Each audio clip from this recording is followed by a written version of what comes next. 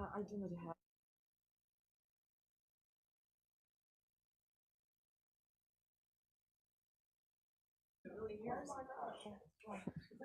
У нас ще завтра програма.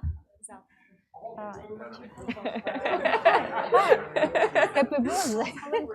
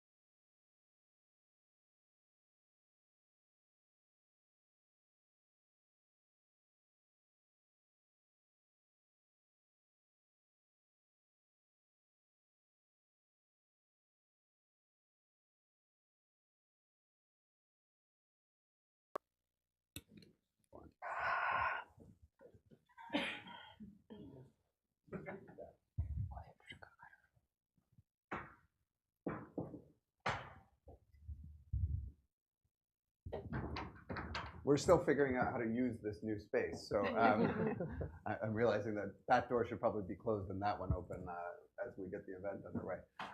Welcome, everyone. It is a pleasure to have everybody here in person. A real joy to see some familiar faces in the crowd. My name is Dan Baer. I'm Senior Vice President for Policy Research here at Carnegie. And on behalf of many of my colleagues, it's a pleasure to welcome you all, and we're really excited about today's event. I just wanted to, before we jump in, take a step back. Carnegie obviously has peace in its name. It is our mandate, and of course, if you are focused on peace, that means that you must also, paradoxically, pay close attention to war. And I think for many of us, obviously not only at Carnegie, but more broadly, the events of the last 8.5 months have been heartbreaking and shocking, and have been a reminder of the broader difficulties of the world that we live in right now, and trying to make sense of a senseless war that is taking place across an ocean is an important exercise in trying to make sense of how we will move on after that. I mean, it is important for our vision for how we will move on after that war, which we hope is the after comes soon. Carnegie has been invested in the region, the wider region, Ukraine and surrounding, for the better part of 3 decades, and will continue to stay invested. And I think, you know, one of the things that, one of the lessons that I take from the last 8 months is just how, in a moment where so much feels unsettled in the world, the stories of magnificent human feats become almost a kind of sacred text that you have to return to remind yourself why it all matters and what the way forward will be. And Ukraine has mobilized as a society to fight a war and to try to push back an aggressor. And it will also have to mobilize as a society, an entire society, to win a peace. And there are perhaps no one as appropriate and inspiring a story to share with us today as our guest today about how we will also win the peace. And so we really look forward to the conversation. Before we jump in, I want to just acknowledge not only do we have Ambassador Yovanovitch here, who's I'm sure known to all of you, we also have Ambassador Pyatt, 2 former US ambassadors to Ukraine, and well known to our guests as well. Thank you all for being here. Thank you for traveling. I went to Kyiv. By the way, I'm not wearing a tie, which is partly because I came here after an overnight trip to New York and didn't have a tie that matched a purple shirt. But I'm going to say that instead I wrote a piece earlier this summer about how nobody is wearing ties in Kyiv these days. I was in Kyiv in June, and even in my government meetings, nobody is wearing ties. And as the whole society mobilizes to push back. We're really glad you're here. Thank you for making the trip. It's obviously not an easy trip to make. Every trip requires a lot of logistics, and we're glad that you're investing the time here and sharing with the audience today. And Masha, over to you. Right. And so none of us is wearing ties either, so we're appropriately dressed. So I'm sure all of you have been following these four amazing women and Hannah Hopko as well on social media, and you are just taking Washington by storm. So we are so glad that we're able to host you here at Carnegie, and that you are going to be able to share your important messages with this audience, not only here in the room, but also the 300 plus who have signed up to join us online. And I think we have a lot to learn from you about the situation in Ukraine, what's coming next, and how the US can help, because we all want to help and we want our government to help as well. So I want to quickly introduce each of our participants. So Alyona Khekmanchuk is the founder and director of the New Europe Center, a Kiev-based foreign policy and national security think tank. Katarina Shinkaruk is a senior lecturer at Kiev Mahila Academy in Kiev and the Bush School of Government here in Washington, right? And then it's a particular pleasure for me to introduce Yulia Payevska, known by her call sign Taira. She is a celebrated military medic who chronicled her experiences and the experiences of the Ukrainian people in Mariupol using a body camera. She was then held captive by Russian forces for 3 months earlier this year, and we thank you for your bravery and your service.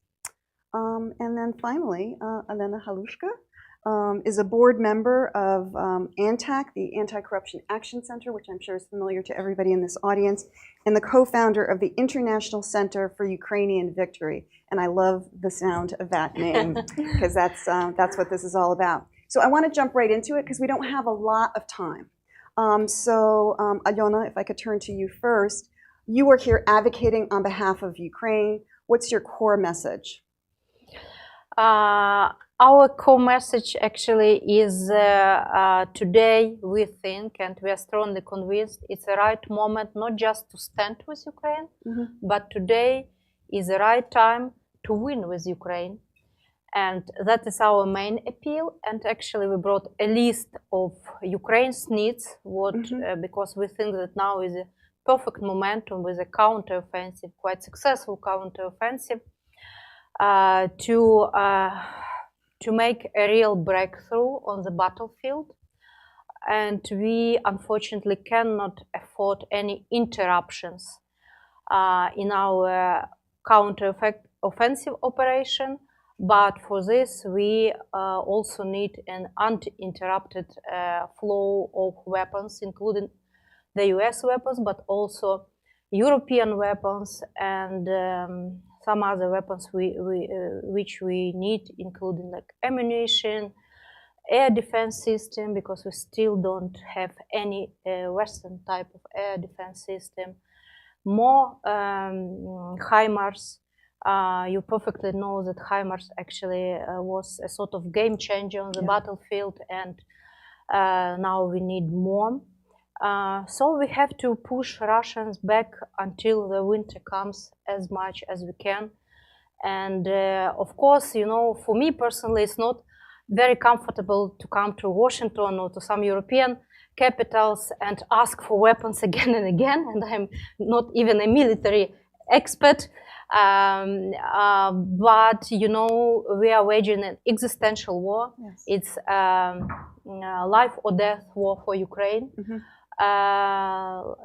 And the scale of this war is unprecedented as well, because we are waging war on the front line, which is like 1,500 miles. It's about distance like between maybe Boston and Dallas in Texas, you know, just to imagine the scale of the fighting and the scale of the support we need now.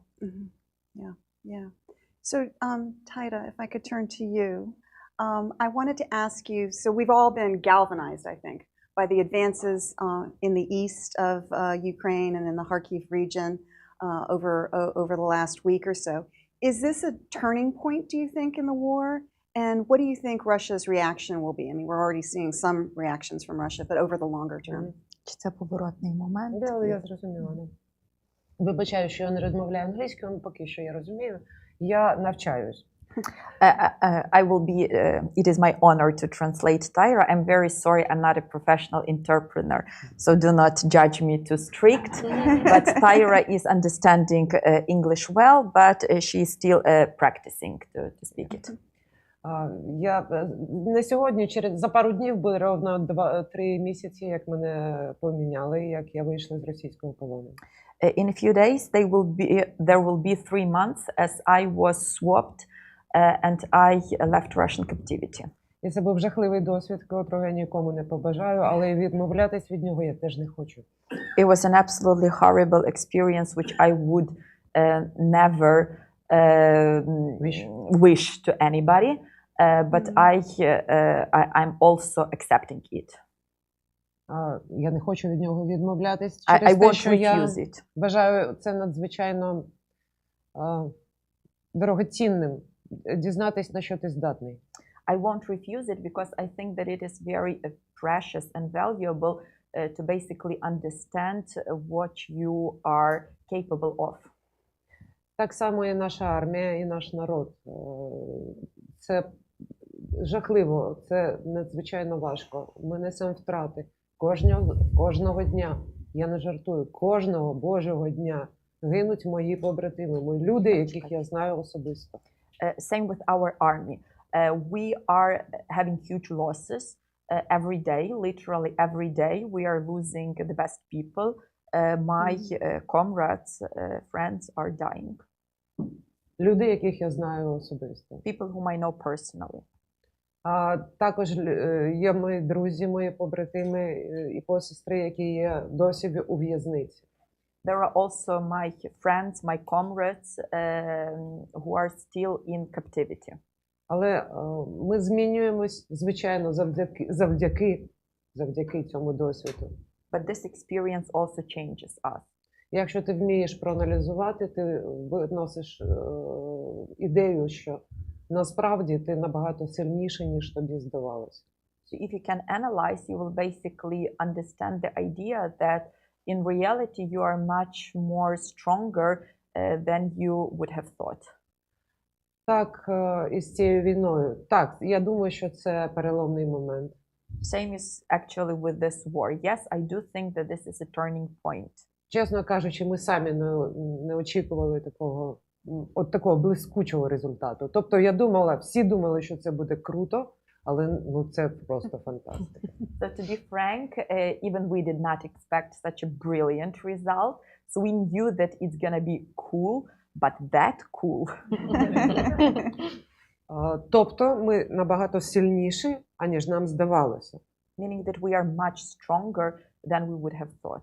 Звичайно, завдяки допомозі наших партнерів, завдяки допомозі Сполучених Штатів. Of course, that's thanks to the the assistance from our international partners and in particular the United States. І підтримки як зброєю, так і моральної підтримки, і фінансової. This regards obviously military assistance, moral support, financial assistance.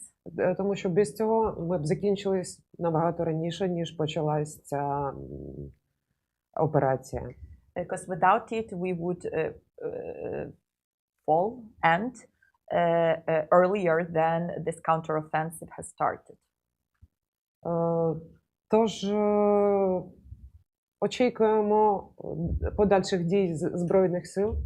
We are expecting for more actions from the armed forces. Тому що добра воля мусить бути підтримана зброєю. На жаль, без зброї і без сили ми нічого не доб'ємось, тому що росіяни сприймають тільки силу.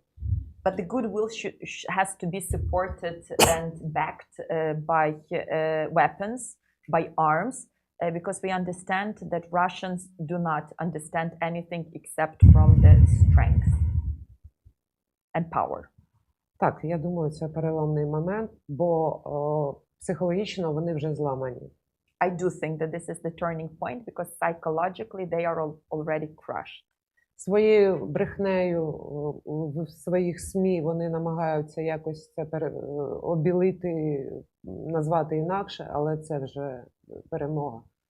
Лишилось тільки закінчити цю перемогу. In their propaganda media, they do try to pack it and name it, some other ways, but this is the turning point, and we need to push to win. Це все, що я думаю з цього приводу. І знов-таки дякую за допомогу, за підтримку і за щирість, яку я бачу тут у ваших очах. Yeah, so that's what I think about it, and I would also like to thank once again for your sincerity, assistance, support, and for what I see in your eyes. Well, we want to thank you. Thank you. Thank you very much, and thanks for the translation. Дякую за переклад. Це вона, я нічого. Це просто гарний переклад, а я що? Я нічого. So, Katerina, turning to you, I think everybody in this room is convinced, and certainly the Ukrainian people are convinced that this is going to end with a Ukrainian victory. But what does that look like in practice? I mean, what are the elements of a Ukrainian victory? What can we expect? What are you all going to do to make that happen? Not only militarily, but really primarily diplomatically. And how is there a role for the international community? Thank you for this question. So Ukrainian victory is an evolving concept with the successes of Ukraine on the battlefield. And just over the past weekend, Minister of Defense of Ukraine, Alexei Reznikov, has defined Ukrainian victory as not just retaking Ukraine's territory within its borders of 1991, but also to ensure justice for the victims and reparations from the aggressor. Mm-hmm. And on this note, I should add that this is what a sustainable peace could look like. A just peace is only a sustainable peace, whereas anything like just absence of the hostilities would not ensure this sustainable peace. So this is where Ukraine is aiming now, and obviously this is where we all need to work together to aim. Just like Alona said, win together. Mm-hmm.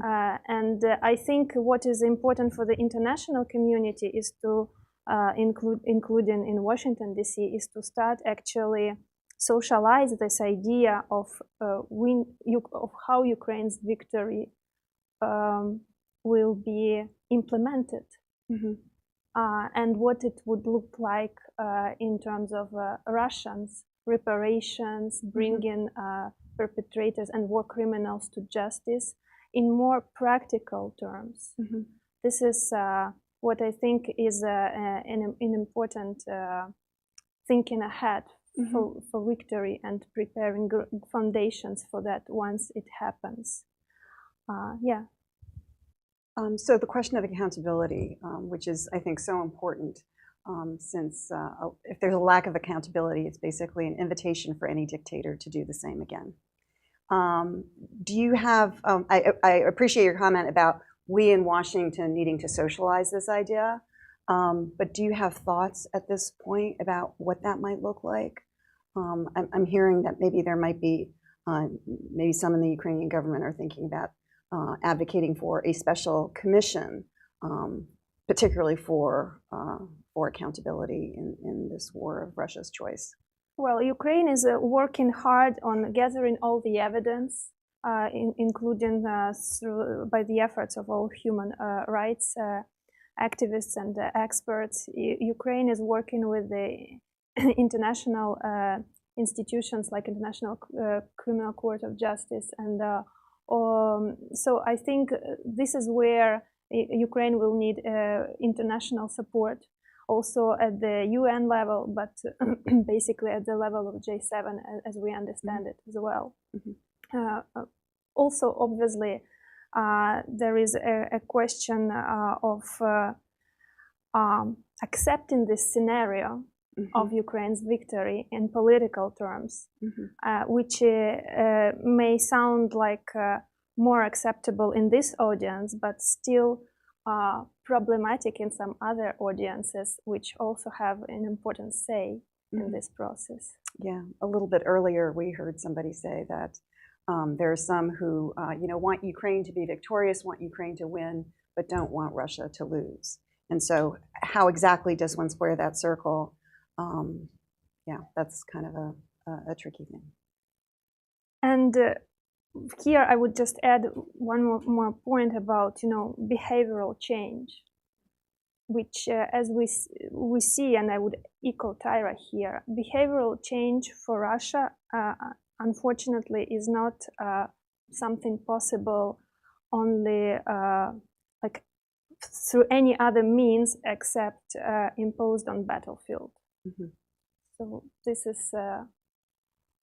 is like a question of dealing with this illusion in those audiences. Mm-hmm. Yeah. Well, I think we've seen over the years and over the centuries that Russia is a bully and only understands force. So I'm going to turn to you, Elena, and ask, what does, so this is kind of a continuation of what does victory look like, but looking ahead to 2030, what does Ukraine look like? What kind of Ukraine are you going to be building after the war? Because, there's that old saying that it's harder to build a peace than to wage war, as difficult as waging war is. That's a very good question indeed, because, in order not to give up, but continue working towards our victory every day, we need to be inspired by something, we need to be encouraged by something. And these dreams about which Ukraine we will finally build, this is something which drives us on a daily basis. And yes, that's the kind of, a bittersweet effect of this war, is that we can finally cut all the Soviet legacy drastically and build an absolutely brand new Ukraine. That's something which Tyra said at one of the interviews, I guess, which I liked very much, so I will repeat it, that ironically, but with the extermination of Mariupol, Russians basically destroyed the Soviet legacy in this town. Mm-hmm. And not only physical legacy, like in the architecture or something like that, but in the minds of Ukrainian people. So it is very important that we are using this chance to finally build new Ukraine as from the physical perspective, like the new infrastructure, green energy projects, that we are thinking about how to attract investments in new technologies, but that we also finally complete our democracy building processes, that we finally manage to establish the real rule of law, which we are, by the way, right now, as somebody who has been part of some 5 failed attempts to push for the Ukrainian judicial reform, I have to say that today's attempt to reform judiciary is a very perspective. And that was something which Putin said explicitly in his speech 2 days before the large-scale war. He named all our anti-corruption institutions, he named our judicial reform, meaning that he was considering this as the threat. So we have to finalize, we have to finish all these things, they need to be working. I also see Ukraine as the part of the European Union by that time. I'm also convinced that we will be part of NATO, despite we are hearing, from some people that this is not on the table. But our armed forces are gaining an excellent combat experience. A very few NATO armies do possess such a combat experience. So we need to catch up politically, we need to catch up on this democratic side, but with regards to the military side, I'm sure that our army would have a lot of things to train our future allies in NATO. So that's a challenge. But if we make the right conclusions, like, for example, also finalizing the de-oligarchization reform, but real de-oligarchization reform with the anti-monopoly reform, judicial reform, media reforms, if we make sure that oligarchs disappear, businesses will flourish and much more foreign investments will also come in as the part of the recovery process. So I truly believe that by 2013, Ukraine will be a very prosperous, democratic, real democratic country, and also a role model and inspiration for other transitional democracies, because right now, very many new tools and innovative approaches are being tested in Ukraine. So once we are done with testing, we will be happy to share this with others as well. Yeah. I mean, it's just downright inspiring. I think we all have to agree. So thank you for that. And I'm going to just follow up with you a little bit, Elena, about the reconstruction of Ukraine, which is going to see billions of dollars flowing to Ukraine, hopefully from Russia, but certainly from other countries as well as Ukraine's own funds. And how does Ukraine ensure that those funds go to their intended purpose? And, is this something that we should be talking about now? I mean, obviously that's a sensitive issue, and, all of us understand that the most important thing is winning this war. On the other hand, winning the peace is also critical. And that's what the Ukrainian people want as well, to rebuild a new Ukraine, not what they had before. So I guess I'm looking for your advice for those of you who are with the US government or perhaps other governments or just friends of Ukraine. Are these issues that we should be raising now, raising later? Over to you. So absolutely. Every time when we are asked about the recovery plan, my first part of the answer is help us win on the battlefield, because if we do not stop Russian aggression, I mean, every day the losses are only increasing, and this does not only regard the front line. The front line is actually everywhere, because Russian missile can be fired at any place across entire country. So we need to defeat Russia fully, absolutely, and have enough air and missile defense to be able to protect our peaceful towns from there. But also, obviously, we have to think in advance about the recovery plans, and we are also thinking about that. And our stance is following.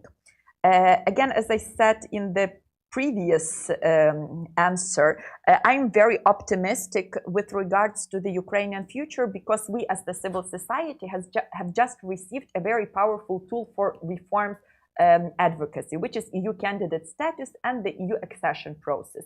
If you take a look about what helped us to push for the reforms, these were IMF loans, visa liberalization action plan, and other types of assistances or carrots which were linked to concrete reforms deliverables.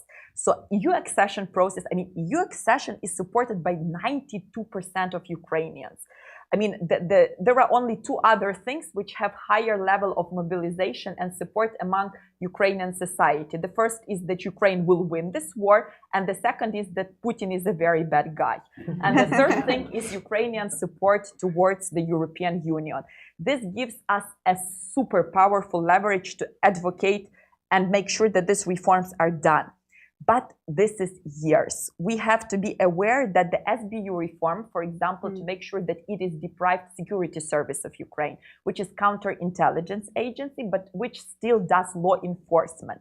It should be deprived of the law enforcement because this is not its natural function. But in order to get everything done properly, this will take years, while the reconstruction should start immediately after the victory. So our stance is that Ukraine would not have the capacities and all the necessary safeguards to proceed these funds through the public administration. So our stance is that these big recovery funds should not go into the state budget, but they should go through the independent funds, independent institutions, which will be controlled by donor organizations, of course, with the participation with the Ukrainian representatives of the government, of the local communities, of the civil society, but the final say should be in the hands of donors. This will make sure that, and this fund should act as the procurement agency. So the most important thing that it should decide who will be the contractors for the biggest infrastructure projects. This is the approach which we applied for the anti-corruption reform, who will be the eventual decision-making authority in selecting the heads of the anti-corruption institutions. This is right now happening for the judicial reform, and this approach should also work for the recovery. And simultaneously, having this recovery through the independent institutions and EU accession process with all the necessary reforms catching up, you know, in the end, we will get what I have described already before. Okay. Good. Well, thank you for that really detailed response. Did you want to add something? If I may add, yeah, just one thing, that we also should make sure that this process of reconstruction and the renovation of Ukraine should be merit-based and with a clear, I would say, Euro-Atlantic emphasis. Because choosing between Chinese companies or Turkish companies who are quite interested already in future reconstruction process, and European and American companies, of course, Ukraine should make it clear that European and American companies who've been supporting Ukraine since the war started, financially, in terms of weapons, they would prevail in this process. And this is also very important point. It is not much discussed now in Ukraine, but we know that there are some people, including people in the government circles, that they feel quite comfortable with the view that Chinese companies could come and participate in this process if they offer a good deal, for example. Or we as civil society, as think tankers, we are not comfortable with this idea, so we're pushing now that American and European companies, and those countries who invested the most in potential future Ukrainian victory, should lead this process. And it's not only about money, it's not only about business, it's also about bringing a best European business practice to Ukraine. It's also about leverage on reforms process, on, for example, of installing a rule of law in Ukraine, because we know that European or American companies, they would not be interested in coming to Ukraine if there is no rule of law. And but Chinese would be fine, or Turkish companies, for example, they would be probably quite okay with that, but not American, European. So. And there's also just the question, the bottom line question, really, of the quality of you know, the road that is built or the bridge that is built. So you use the word leverage, Alyona. So the issue of conditionality, which can be very controversial. You know, I am a big proponent. I think that it really helped Ukraine along the way when the international community, working with civil society reformers, working with reformers in the Ukrainian government, insisted on conditionality, and there were a lot of strides made forward. In this context, after a war, is that something that you guys favor, or is that not appropriate at this time? After the victory, of course. Conditionality, but even now, you know, Olena already mentioned this EU candidate status of Ukraine, and as you know, European Council offered a list of, as we call them, recommendations, but in fact they're like post conditions for Ukraine's EU candidate status and preconditions for opening accession talks with the EU. That's why we are now quite seriously following the implementation of those 7. There are 7 recommendations. And together with some other think tanks, including ANTAC and some sectoral think tanks dealing with economics and some other issues. So we launched a sort of independent monitoring how those 7 recommendations of the European Union are implemented in order to have this leverage on our government, on Ukrainian government, but also in order to show European countries and some the most, I would say, reluctant and skeptical EU member states in terms of future Ukraine's membership in the EU, that Ukraine is serious about reforms, even in these very, difficult times. And that's why I think these 7 recommendations could be a good indicators also for the US government in terms of, understanding how the reform process is going on in Ukraine. What is the progress, what are the setbacks, and how to, Okay. I'm going to switch the topic slightly to talk about security guarantees. We've heard a lot about the need for security guarantees for Ukraine in the future. And Yermak just unveiled the Kyiv Security Compact. I'm wondering, Alyona, maybe if you have thoughts about what security guarantees might look like for Ukraine. I was pretty sure even before Yermak presented his concept together with former General Secretary Rasmussen, and even before the war started, that the best security guarantees for Ukraine as a non-NATO member state is actually a capable Ukrainian armed forces and the resilient society. So we should invest as much as possible in those 2 components. But for the future, I think, and I think that we should start to prepare to it right now. The best security guarantee, of course, is NATO membership. That was somehow sidelined, but in fact, I think that this new window of opportunities for Ukraine to become a NATO member state may open sooner than we expect. That's why we are now talking about a Swedish model when Ukraine can become a NATO member state basically overnight. So it's actually not overnight, but in political term, it's like overnight. But for this, we are quite good now in terms from the point of military interoperability, and but we have to be very good also in terms of political interoperability, and that is the things, unfortunately, not all decision makers realize in Ukraine. And we are trying, of course, to convey this message that it's not enough to implement or to adopt NATO standards in armed forces, but there should be also this political interoperability. And Sweden and Finland, actually, they became NATO overnight also because they have, the same values, like functioning democracy, rule of law, democratic state institutions. So that's our task now, and we should be ready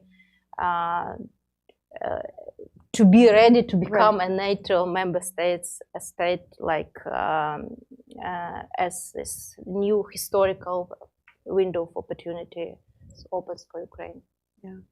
Well, I have a whole bunch more questions, but I'm going to turn to the audience right now. First, the in-person audience. And those of you who are online, you should be preparing your questions too. So does anybody have a question? Please. First of all, I wanted to say so many people now admire your resilience, and so but I wanted to really work with Masha, Marie Yovanovitch together, and still so many people, like local employees at the embassy, foreign service officers, EFM. And I used to work at the embassy. So we miss you and we love you, and we deeply respect everything what was done there. And I'm sorry, on behalf of those. Oh my goodness. Oh my goodness, thank you. I actually think this. And I try to be short, and I know that you are moderating this meeting, but maybe I will ask you as well, and I will address those two questions to Olena and to Madam Ambassador. So now we're talking about, we started to talk like post-war stages, like Marshall Plan, and this meeting in Lugano a couple months ago when civil society brought this recovery plan to Lugano, Switzerland. So we started to think about those long-term plans, recovery plans. But at the same time, unprecedented amount of assistance, different kind of assistance, military, humanitarian assistance, technical assistance, direct budgetary funds allocated and go into Ukraine. So, and you as anti-corruption experts, I wanted to ask this question: if there is a rapid response to in Ukraine, what do you think should be rapid anti-corruption measures right now to, like Madam Ambassador said, to be sure that those funds are allocated and there would be utilized and used in a transparent, accountable manner? This is first question. And second, if you can think and give us an example of sectorial, what you would be focused on, what sectors of economy or public sector, where you think those, most vulnerable sectors, where you would pay attention, like most vulnerable from anti-corruption point of view. So first, measures, and where exactly right now? Thank you. Lynn?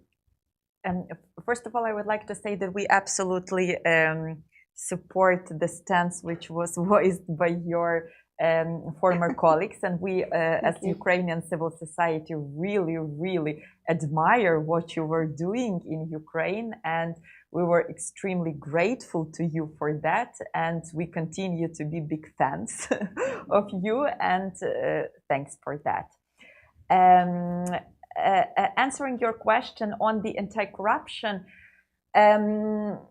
this is the largest scale war since World War II on the European continent. And we have to understand that the response to this war is also unprecedentedly large. So to say that we can make sure that everything is crystal clear, we as the civil society have the eye on everything, well, I would be lying to you if I say this. But over 8 years since Maidan, what we managed to do is build resilient institutions. And that's something which was one of the preconditions why Ukrainian public administration hasn't failed in 3 days, then in 1 week, then in 2 weeks, then in 1 month, and blah, blah, blah. And we're in the middle of the 7th month of the genocidal war, and Ukrainian public institutions are working. Anti-corruption institution, the effect of the anti-corruption institutions activity over the first half of this year is $300 million. So these are these are corruption schemes which were stopped, money seized and returned to budget. A big deal of that was directed specifically to the needs of the armed forces. So anti-corruption is working for the defense resilience. That is why the short answer is that anti-corruption institutions continue to do their monitoring activities, especially given that the specificity of work changed a little bit, because some of the information is right now very reasonably hidden. But we still need to keep this oversight activities. We are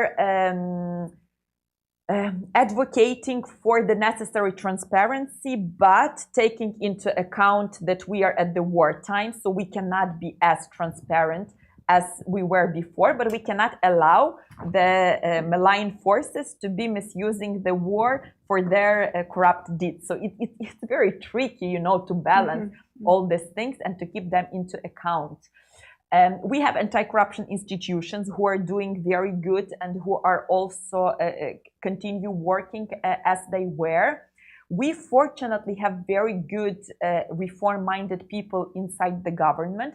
For example, the Ministry of Transport are doing great job. Ministry of Digitalization are rock stars, and they are also implementing many different anti-corruption tools embedded into their activities, which is, for example, for the Ministry of Transport, super important, because transport and infrastructure will be one of the most vulnerable sectors, because that would cover the biggest, basically the most post-war recovery will regard big infrastructure like all Ukrainian projects, or infrastructure within local communities. Within local communities, it will be decentralized, and this big infrastructure, well, obviously also healthcare, educational, but this, you know, like roads, bridges, and stuff like that, these will be the biggest pieces to watch after, and probably we would be focused on monitoring that after the war.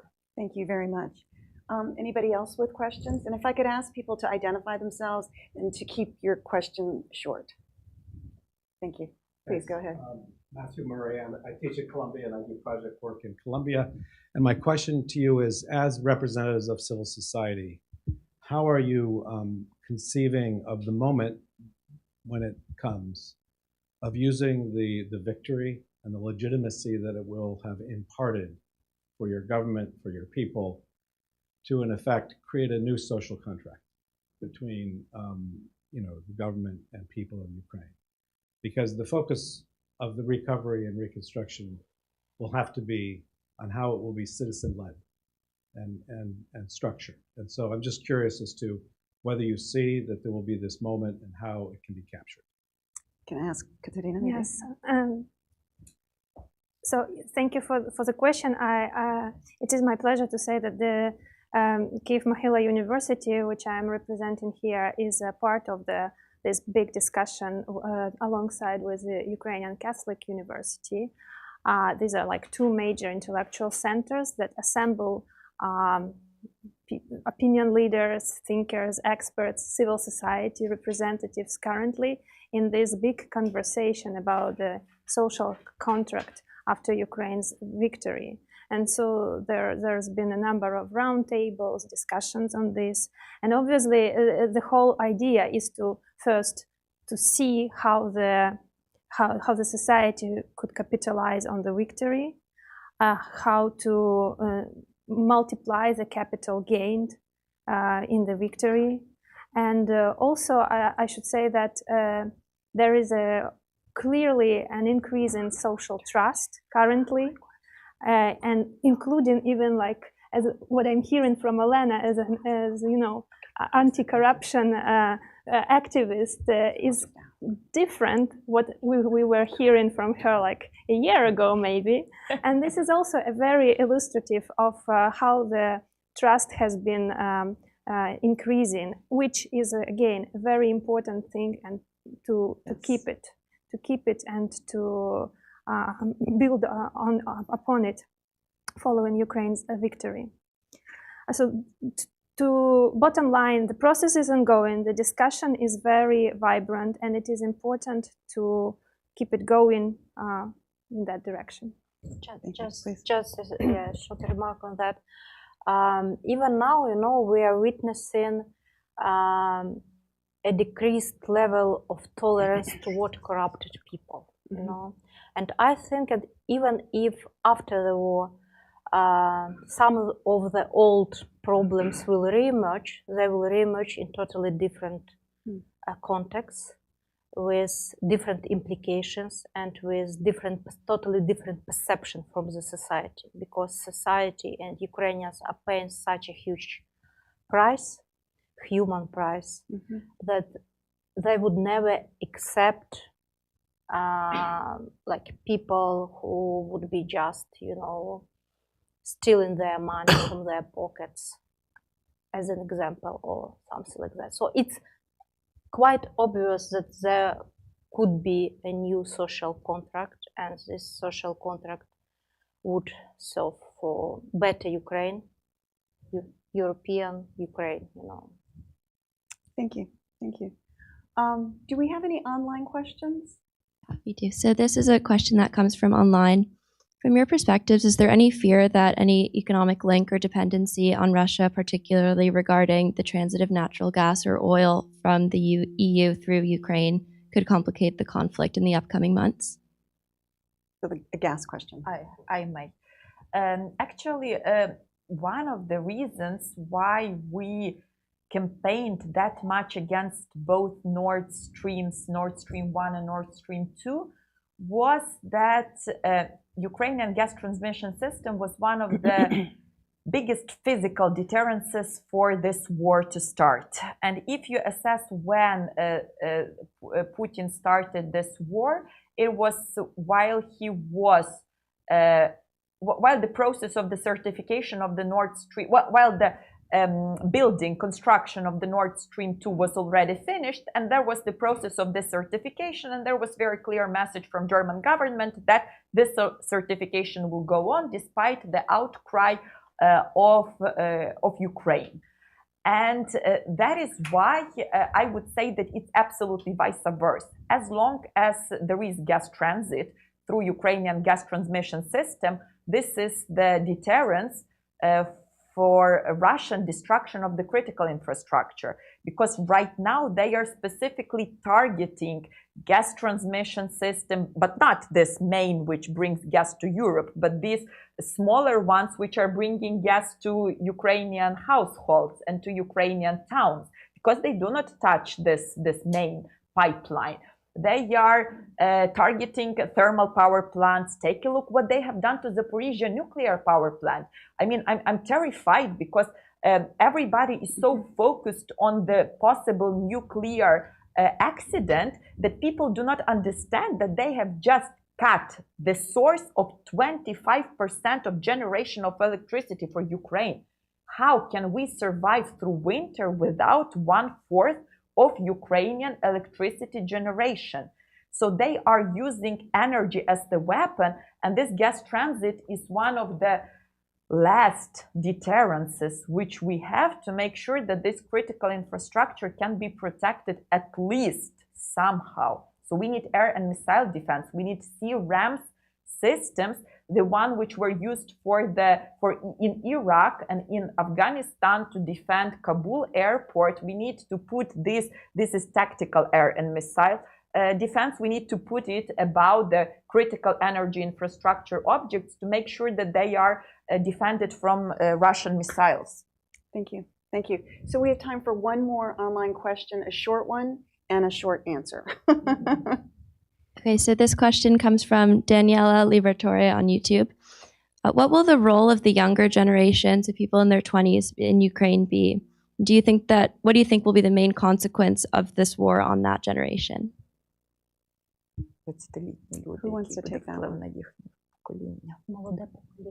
Tyra, you have a 19-year-old. You have a 19-year-old daughter. What's the effect on her? Я розкажу. Моїй доньці 19 років наразі. І, So my daughter is 19. І допоки я не потрапила в полон, я не очікувала, що вона настільки моцна і потужна.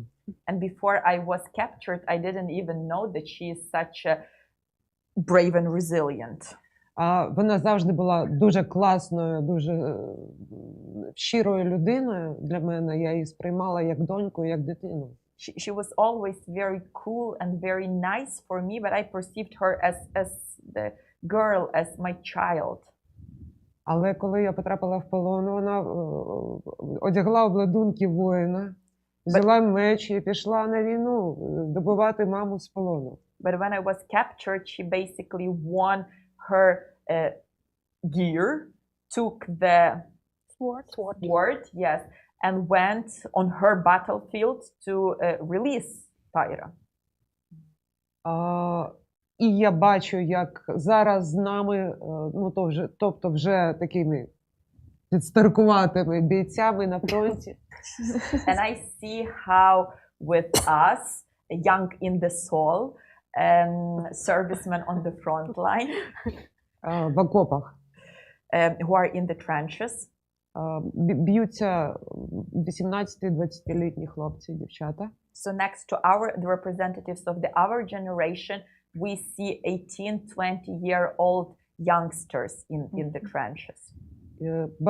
Багато з них ми втратили уже на тепер.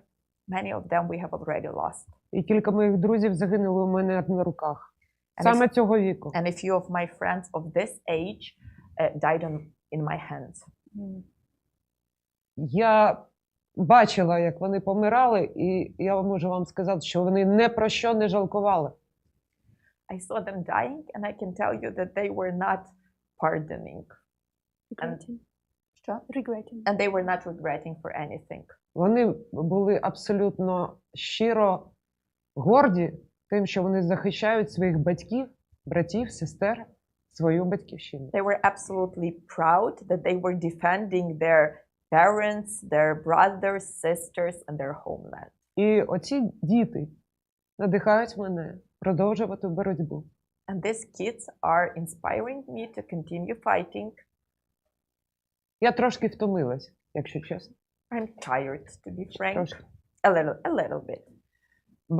Але коли я згадую ці картинки, я заплющую очі, я бачу обличчя цих хлопців. But when I recall these pictures, when I close my eyes, I see the faces of these boys. Я кажу собі, стара, вставай, давай, треба робити справу. And I tell myself, get up and go and do your job. І я роблю. And I do it. І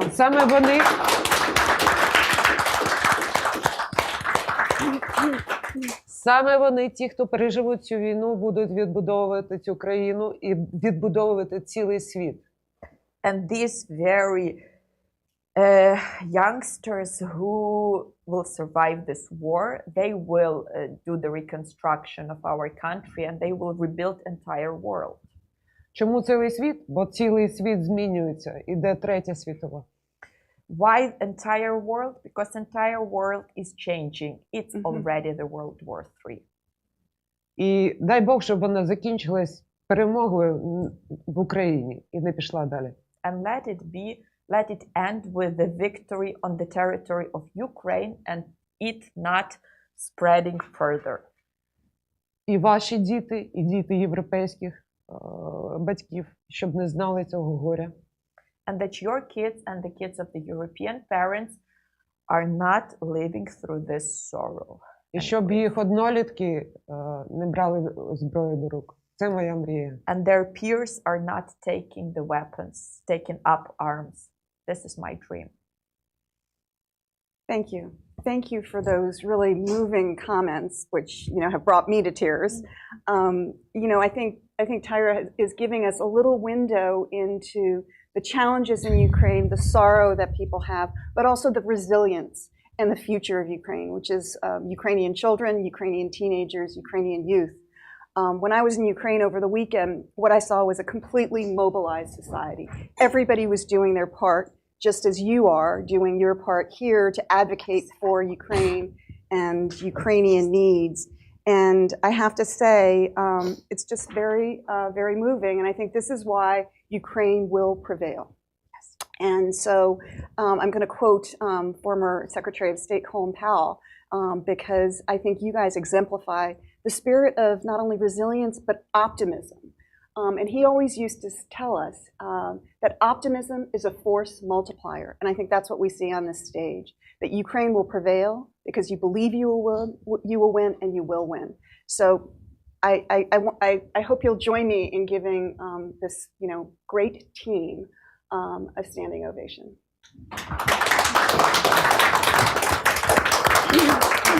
Thank you.